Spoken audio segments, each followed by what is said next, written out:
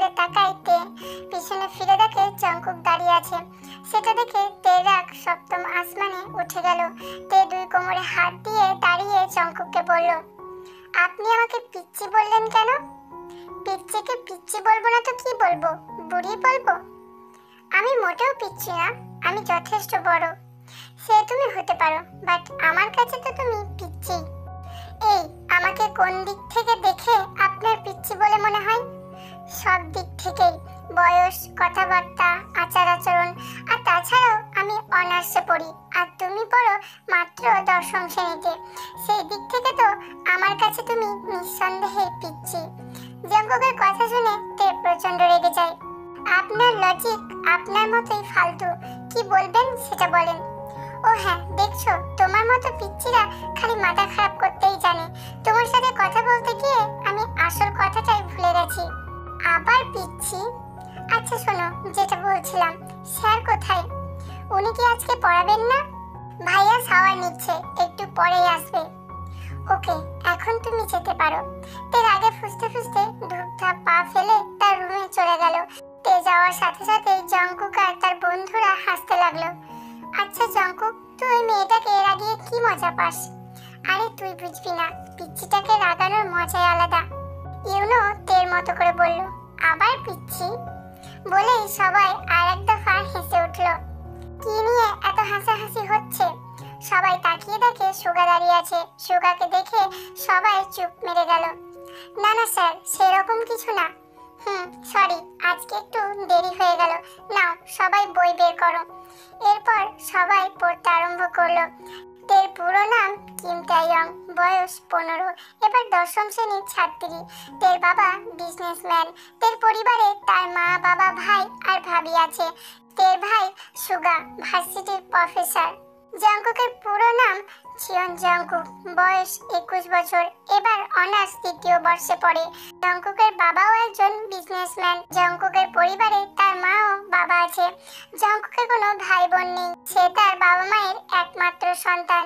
সুগা যে ভার্সিটির প্রফেসর, সেই ভার্সিটিতেই জঙ্কুক ও তার বন্ধুরা পড়ে। সুগা ফিজিক্স ডিপার্টমেন্টের প্রফেসর। সে কোনো ব্যাচ পড়ায় না, কিন্তু জঙ্কুক ও তার বন্ধুরা অনেক রিকোয়েস্ট করায় সুগা তাদের পড়াতে রাজি হয়েছে। প্রতিদিন সকালে জঙ্কুক ও তার বন্ধুরা সুগার বাসায় এসে পড়ে। জঙ্কুক আর তের সম্পর্কটা অনেকটা জাত শত্রুর মতো। তেকে কেউ পিচ্চি বলে ডাকলে সে প্রচন্ড রেগে যায়, আর তাই জঙ্কুক সবসময় তেকে পিচ্চি বলেই ডাকে। তেকে রাগাতে তার বেশ মজা লাগে, ঠিক যেমন কিছুক্ষণ আগে সে তেকে রাগাচ্ছিল। তে রেগে মেগে সোজা তার ভাবির কাছে গেল, গিয়ে ধুপ করে বিছানায় বসে পড়লো। তের ভাবি জিমিন তাকিয়ে দেখে তে বিছানায় বসে রাগে ফুঁসছে। জিমিন গিয়ে তের পাশে বসলো। কি ব্যাপার? মনে হচ্ছে হাওয়া আজকে পূর্ব পশ্চিমে বইছে। তুমিও আমাকে রাগাচ্ছ? আরে না না, রাগাবো কেন? আমি তো শুধুমাত্র রাগের কারণটা জিজ্ঞাসা করছি। ওই যে ভাইয়ার ওই স্টুডেন্ট আছে না, জঙ্কুক, কি করেছে ও? আজকে আবার আমাকে পিচ্চি বলে ডেকেছে। জিমিন ফিক করে হেসে দিল। জিমিনের হাসি দেখে তে গাল ফুলিয়ে বলল, তুমিও হাসছো? তোমরা সবাই এক, আমি থাকবো না এখানে। তে এই বলে চলে গেল। জিমিন পিছন থেকে অনেকবার ডাকলেও শোনেনি। ঠিক সময় মতো পড়াশোনা শেষ করে জঙ্কুকদের ছুটি দিল সুগা। জঙ্কুক যাওয়ার আগে একবার উপরে তের রুমের দিকে তাকালো। মেয়েটা প্রতিদিন পড়ার সময় একবার হলেও আসে, আজকে আসেনি। হয়তো পিচ্চি বলায় জঙ্কুকের উপর তার রাগটা একটু বেশি হয়েছে। কি রে, কি দেখছিস উপরে? ইউনোর ডাকে ধ্যান ভাঙে জঙ্কুকের। না কিছু না, চল। এরপর সেদিনের মতো জঙ্কুক চলে গেল। জিমিন কাপড় ভাঁজ করে আলমারিতে রাখছিল। হঠাৎ করে কেউ পিছন থেকে জড়িয়ে ধরায় কিছুটা চমকে ওঠে জিমিন, কিন্তু পরক্ষণে সে বুঝতে পারে তার পিছনে আর কেউ নয়, বরং সুগা দাঁড়িয়ে আছে। সুগা ততক্ষণে জিমিনের ঘাড়ে নাক ডুবিয়ে দিয়েছে। সুগা, কি করছো?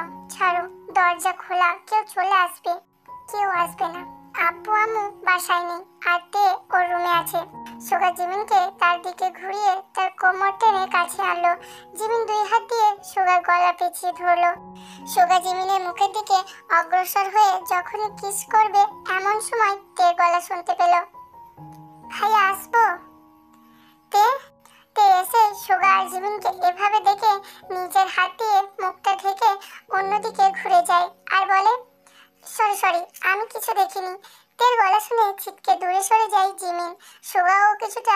প্রস্তুত হয়ে বলে, কিছু বলবি? না না, তোমরা রোম্যান্স করো, আমি পরে আসবো। এই বলে তে আর এক মুহূর্ত সেখানে দাঁড়ালো না, তাড়াতাড়ি পা চালিয়ে নিচের রুমে গেল।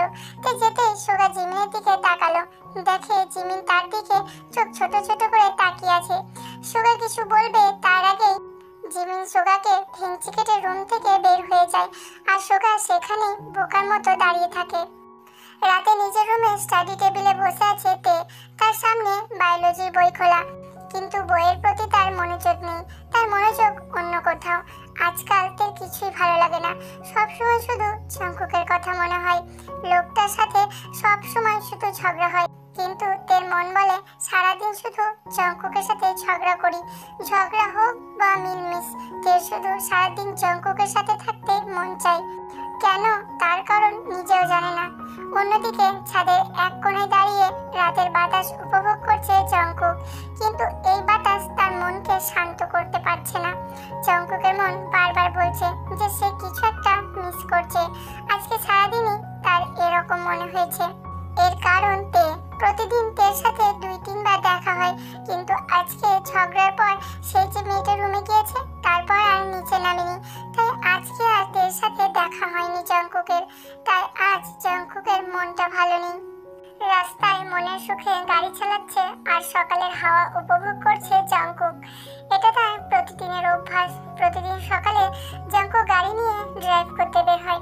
সকালের এই আবহাওয়াটা তার খুব ভালো লাগে, তাই প্রতিদিন সকালে লং ড্রাইভে বের হয় সে। গাড়ি চালাতে চালাতে হঠাৎ সে খেয়াল করলো রাস্তার পাশে একটা স্টেশনারির সামনে পা ধরে বসে আছে তে। জংকুক ভাবলো এটা তার হ্যালুসিনেশন, আজকাল প্রায় সে তেকে হ্যালুসিনেশনে দেখে। কিন্তু না, তের পাশে দিয়ে যাওয়ার সময় সে তের কান্না শুনতে পেল। জংকুকের মনে হলো এটা হ্যালুসিনেশন না।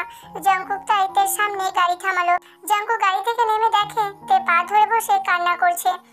কি হলো মিস পিচ্ছি, আপনি এভাবে রাস্তায় ফকিরের মতো বসে কান্না করছেন কেন? জংকুক দেখলো তে কোনো উত্তর দিচ্ছে না। এমনি সময় হলে তে এখন উঠে জংকুকের সাথে পায়ে পা লাগিয়ে ঝগড়া করত, প্রথমত পিচ্চি বলার কারণে, দ্বিতীয়ত ফকির বলার কারণে। কিন্তু এখন তে তাকে কিছুই বলছে না, তার মানে তে সিরিয়াস কিছু হয়েছে। জংকুক অনেকবার জিজ্ঞাসা করলো তেকে যে তার কি হয়েছে, কিন্তু তে কিছু বলেনি। তাই অগত্যা জংকুককেই দেখতে হলো যে তের কি হয়েছে। জংকুক গিয়ে তের পায়ে হাত দিতে নিলে তে নিজের পা সরিয়ে ফেললো। তে চাচ্ছে না যে জংকুক তার পায়ে হাত দিক, যতই হোক জংকুক তার থেকে বড়। এভাবে কয়েকবার যখন তে নিজের পা সরিয়ে নিল, তখন জংকুক তাকে ধমক দিল। জংকুকের ধমক খেয়ে তে আরো দ্বিগুণ জোরে কান্না শুরু করলো। জংকুক এবার পড়লো বিপদে। আচ্ছা সরি, আমি কি করব তুমি বলো? সে কখন থেকে কান্না করে যাচ্ছ, কিছু বলছো না, আবার পায়েও হাত দিতে দিচ্ছ না। এইবারে নিজের পায়ের থেকে হাত সরালো। জংকুক তের পা নিয়ে দেখতে জংকুকের চোখ চড়ক গাছ। তের পা অনেকখানি কেটে গেছে, পা দিয়ে অনবরত রক্ত বের হচ্ছে। পাশে একটা কাঁচের টুকরা পড়ে আছে। পাগল নাকি তুমি? এতটা কেটে গেছে আর তুমি এভাবে বসে আছো? জংকুক দ্রুত পাশের একটা ফার্মাসি থেকে অ্যান্টিসেপটিক তুলা আর গজ এনে সুন্দর মতো তের পায়ে ব্যান্ডেজ করে দিল। সবকিছু ঠিকঠাকই ছিল, কিন্তু সমস্যা হলো ব্যান্ডেজ করার পর। তে বা জংকুক কেউই ফোন আনেনি। তেকে বাড়িতেও জংকুক পৌঁছে দিতে পারবে, কিন্তু গাড়ি পর্যন্ত তেকে নিয়ে যেতে হলে একমাত্র উপায় হচ্ছে তেকে কোলে নেওয়া। কিন্তু এতে যদি হিতের বিপরীত হয়ে যায় তাহলে তো আরেক ঝামেলা। তাই জংকুক তেকে কোলে নিতেই ইতস্তত বোধ করছে, কিন্তু শেষমেশ কোনো উপায় না পেয়ে জংকুক তেকে কোলে তুলে নিল। হঠাৎ এরকম হওয়ায় তে ভয় পেয়ে 2 হাত দিয়ে জংকুকের গলা পেঁচিয়ে ধরলো। তে এক দৃষ্টিতে জংকুকের দিকে তাকিয়ে আছে। তের হৃৎপিণ্ড অসম্ভব জোরে লাফাচ্ছে। জংকুকের কাছে আসায় তের কেমন যেন একটা ফিল হচ্ছে। আচ্ছা, আমাকে তো এর আগেও ভাইয়া কোলে নিয়েছে। যখন কোনো ব্যথা পেয়েছি বা পড়ে গেছি তখন আমাকে ভাইয়া কোলে নিত, কিন্তু কখনো তো এরকম ফিল হয়নি। তাহলে আজকে এরকম কেন হচ্ছে? এসব আকাশ পাতাল ভাবতে ভাবতে জংকুক থেকে গাড়িতে বসিয়ে দিল। এরপর জংকুকদের বাড়ির সামনে এনে গাড়ি থামালো। জংকুক গাড়ি থেকে নেমে বাড়ির কলিং বেল চাপতেই সুগা দরজা খুললো। এত সকালে জংকুককে দেখে সুগা একটু অবাক হলো। কিছুক্ষণ পরে জঙ্কুকের পিছনে গাড়িতে তেকে দেখে সুগা আর কিছু না ভেবে গাড়ির দিকে ছুটতে লাগলো। কি হয়েছে তোর? পা কেটে গেছে? তুই যে কি করিস না। সুগার পর তেকে কোলে তুলে ড্রয়িং রুমে গিয়ে বসালো। স্যার আমি আসি তাহলে। তোমাকে অনেক ধন্যবাদ জঙ্কুক, তুমি না থাকলে আজকে থেকে অনেক কষ্ট করতে হতো। It's okay sir. জঙ্কুক যাওয়ার আগে একবার তের দিকে তাকালো। জঙ্কুক দেখলো তে তার দিকে তাকিয়ে আছে। জঙ্কুক মুচকি হাসলো। তের কি হলো কে জানে, সেও জঙ্কুককে দেখে মুচকি হাসলো। বিছানায় শুয়ে পায়ের দিকে তাকিয়ে আছে তে। সুগার করা নিষেধ, আগামী 1 সপ্তাহ তে বিছানা থেকে নামতে পারবে না। এটা শুনে তের অবস্থা খারাপ। তে অবস্থা দেখে মনে হচ্ছে চাঁদকে বলা হচ্ছে দিনে উদয় হতে। এসব আকাশ পাতাল ভাবছিল তে। এমন সময় জিমিন তের রুমে এলো। আরে ভাবি, কিছু বলবে? না, এখন কেমন আছো? ভালো। ও ভাবি, ভাবি গো। ইয়েস মাই ননদিনী, বলে ফেলেন। ভাবি, তোমার বরকে বলো না আমি এইভাবে মরার মতো বিছানায় থাকতে পারবো না। নাতে, সেটা হয় না। তুমি 2-3 দিন রেস্ট নাও। পা ঠিক হয়ে গেলে তোমাকে আর মরার মতো বিছানায় পড়ে থাকতে হবে না। মেয়ের কথা শুনে তে গাল ফুলিয়ে বসে রইল। ভেবেছিল ভাবিকে বললে কিছু লাভ হবে, কিন্তু তা কিছুই হলো না। যেই লাও সেই কদু হয়েই রইল। সবাই ঘুরে ফিরে তাকে বিছানাতেই থাকতে বলছে। তো তের মতো জেরি ইঁদুরের কি আর বসে থাকতে মন চায়? রাতের বেলা বিছানায় হেলান দিয়ে শুয়ে আছে জঙ্কুক। মাথার মধ্যে শুধু তের চিন্তা ঘুরছে। মেয়েটা এখন কেমন আছে? তের নাম্বারটাও জঙ্কুকের কাছে নেই যে সে তেকে ফোন করে জিজ্ঞাসা করবে। আবার তের ব্যাপারে সুগাকে ফোন করাটাও খারাপ দেখায়। এই ভেবে আবার মন খারাপ করে ফেললো জঙ্কুক। হঠাৎ ফেসবুকের কথা মাথায় আসতেই লাফ দিয়ে উঠে বসলো জঙ্কুক। সুগার ফেসবুক আইডিতে ঢুকে সেখান থেকে তো তের আইডি পেতে পারে জঙ্কুক। যেই ভাবা সেই কাজ। জঙ্কুক তৎক্ষণাৎ ফেসবুকে ঢুকলো। সৌভাগ্যবশত জঙ্কুক সুগার আইডিতে তের আইডি পেয়ে গেল। জঙ্কুক আর একটু দেরি না করে অনলাইনে ভিডিও কল দিল। হঠাৎ কোনো আননোন নম্বর থেকে ফোন আসতে দেখে তে ফোন ধরলো না। এভাবে 2-3 বার কেটে যাওয়ার পরও যখন ফোন হচ্ছিল তখন তে বিরক্ত হয়ে ফোনটা ধরে। কিছু বলবে তার আগে অপর পাশে হ্যালো শুনে সে স্তব্ধ হয়ে গেল। এই চমৎকার বিরক্তিকর সময়ে জঙ্কুকের কণ্ঠটা যেন তের উপর উত্তপ্ত মরুভূমিতে এক পশলা বৃষ্টির মতো কাজ করলো। জঙ্কুক ফোনের অপর পাশে হ্যালো হ্যালো করেই যাচ্ছে, কিন্তু তে কোনো উত্তর দিচ্ছে না। সে যেন একটা ঘোরের মধ্যে চলে গেছে। তে, আর ইউ ওকে? আমি তো ভাবলাম তুমি তোমার বাকশক্তি হারিয়ে ফেলেছো। জঙ্কুকের কথা শুনে তে ফিক করে হেসে দিল। এমনি সময় হলেও জঙ্কুকের সাথে ঝগড়া করতো, কিন্তু কেন যেন এখন ওর জঙ্কুকের সাথে ঝগড়া করতে ইচ্ছা করছে না। তার ইচ্ছা হচ্ছে মন ভরে সারা রাত ধরে জঙ্কুকের সাথে গল্প করি। আপনি কি খুব ব্যস্ত? না, কেন? আজকে সারা রাত আমার সাথে কথা বলতে পারবেন? জঙ্কুক যেন এমনটা আশা করেনি। এ তো মেঘ না চাইতেই বৃষ্টির মতো। জঙ্কুকও সম্মতি জানালো। এরপর সারা রাত দুজনে মিলে গল্প করলো। দেখতে দেখতে কেটে গেছে 1 সপ্তাহ। এখন তের পা মোটামুটি ভালো হয়েছে। এখনো হাঁটতে পারে ঠিক মতো, যদিও পায়ে এখনো ব্যান্ডেজ আছে, কিন্তু তাতে খুব একটা সমস্যা হয় না। এই 1 সপ্তাহ জঙ্কুক বিভিন্নভাবে তেকে সঙ্গ দিয়েছে। প্রতিদিন পড়তে এসে তের সাথে দেখা করেছে। সারা রাত তের সাথে কথা বলেছে। একবারের জন্যও তেকে বোরিং ফিল করতে দেয়নি।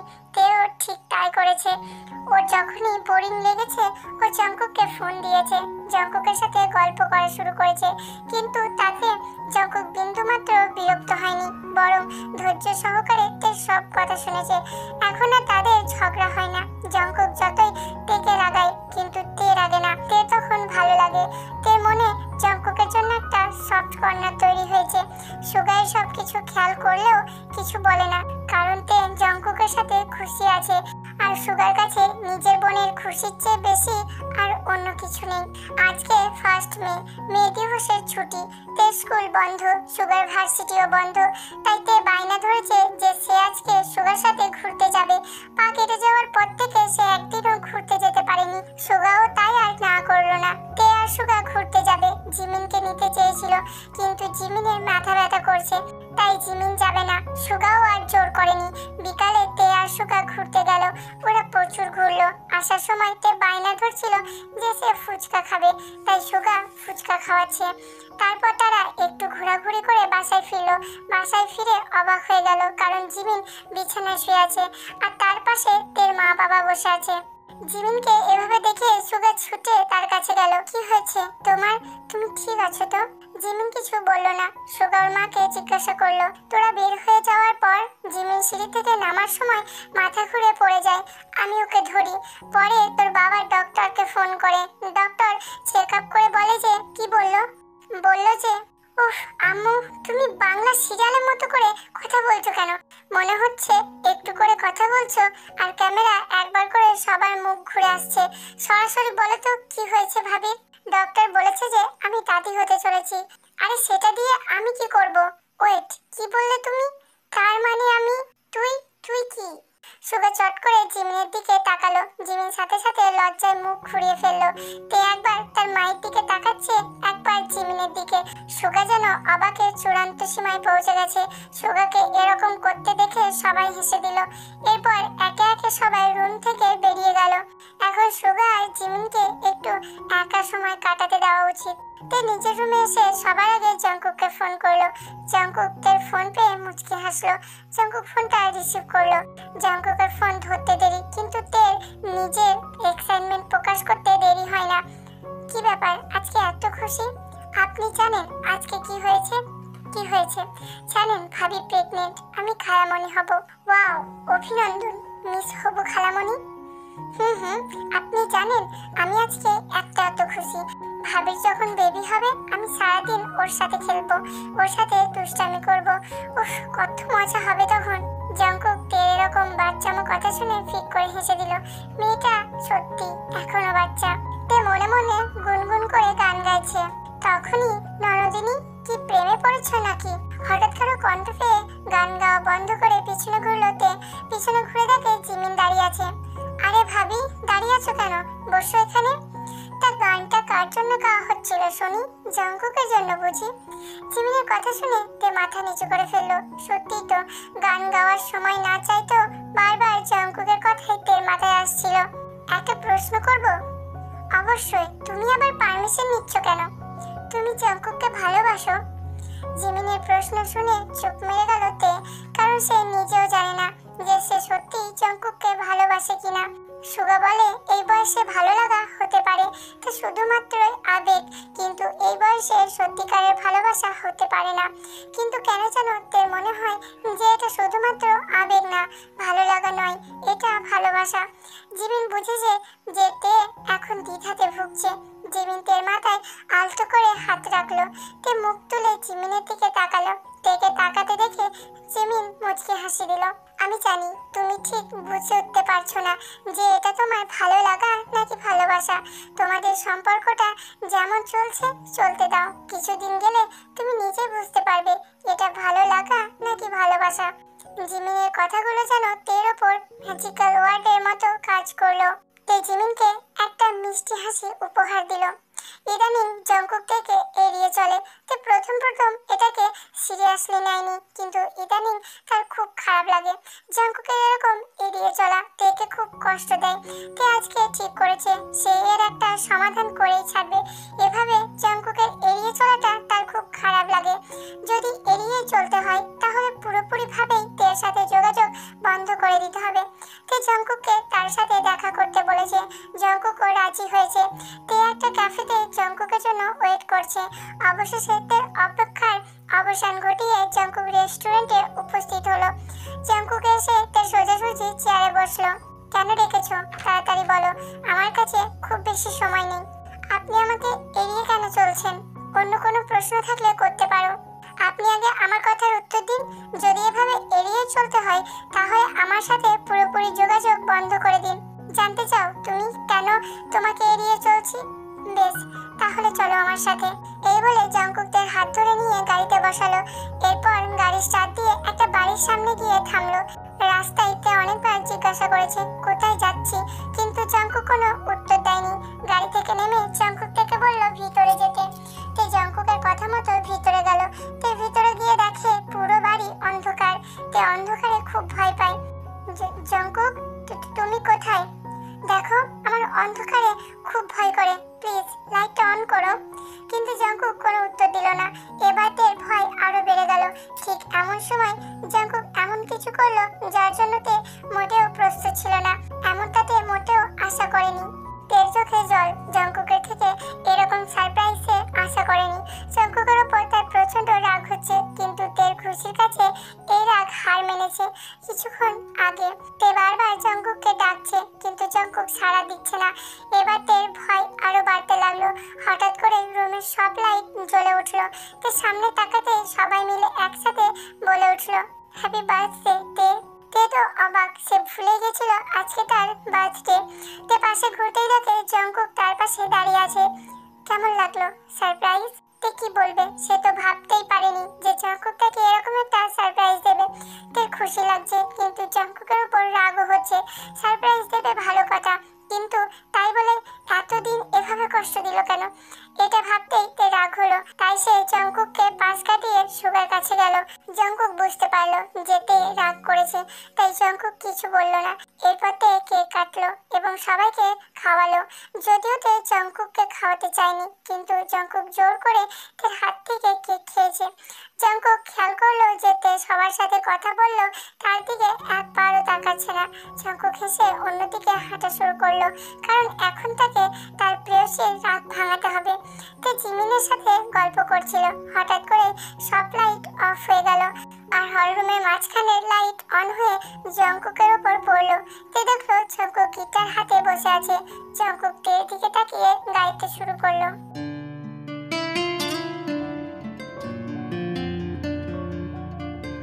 পুরো গানটা জঙ্কুক তের দিকে তাকিয়ে গাইলো।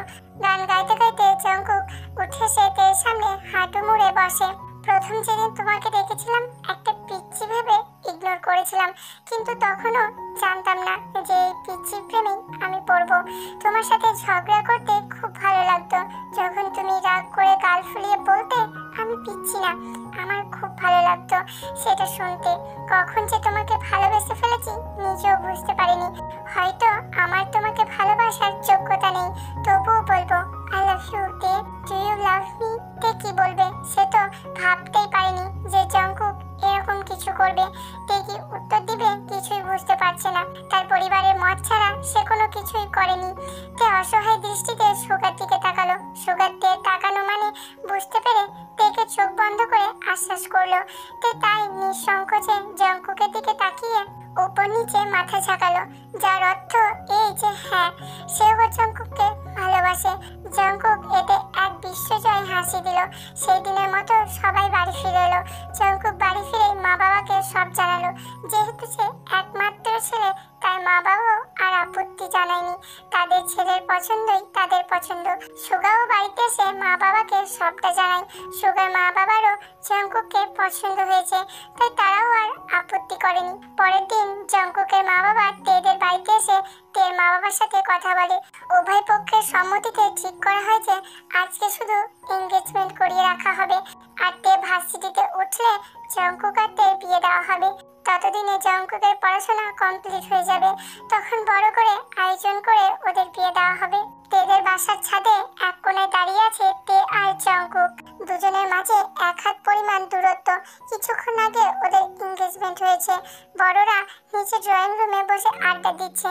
তে আর জঙ্কুকে কিছুক্ষণ একা সময় কাটানোর জন্য পাঠানো হয়েছে, কিন্তু ছাদে আসার পর থেকে কেউ কোনো কথা বলেনি। দুজনের মাঝে নীরবতা বিরাজ করছে। অবশেষে জঙ্কুক নীরবতা ভেঙে বলল, তে আর ইউ হ্যাপি? শুধু তুমি কি সত্যিই আমাকে ভালোবাসো? জানি না। তের কথা শুনে একটা দীর্ঘশ্বাস ফেলে। অবশ্য তেরই বা কি দোষ, ওর বয়স এখনো যথেষ্ট কম। কোনটা ভালো লাগা আর কোনটা ভালোবাসা সেটা বোঝার মতো ক্ষমতা এখনো ওর হয়ে ওঠেনি। কিন্তু জঙ্কুক তো ওকেই ভালোবাসে। জঙ্কুকের বিশ্বাস তেও একদিন ওকেই ভালোবাসবে। সময় এবং স্রোত কারোর জন্য অপেক্ষা করে না। দেখতে দেখতে কেটে গেছে 3 বছর। এই 3 বছরে জঙ্কুক এবং তে একে অপরের প্রতি ভালোবাসা একটুও কমেনি, বরং বেড়েছে। এখন তে নিঃসন্দেহে বলতে পারে যে সে শুধুমাত্র জঙ্কুককেই ভালোবাসে। আর জঙ্কুক আর তের বিয়ে কিছুক্ষণ আগে কাজে এসে বিয়ে পড়িয়ে গেছে। তে যাওয়ার সময় প্রচুর কান্না করেছে।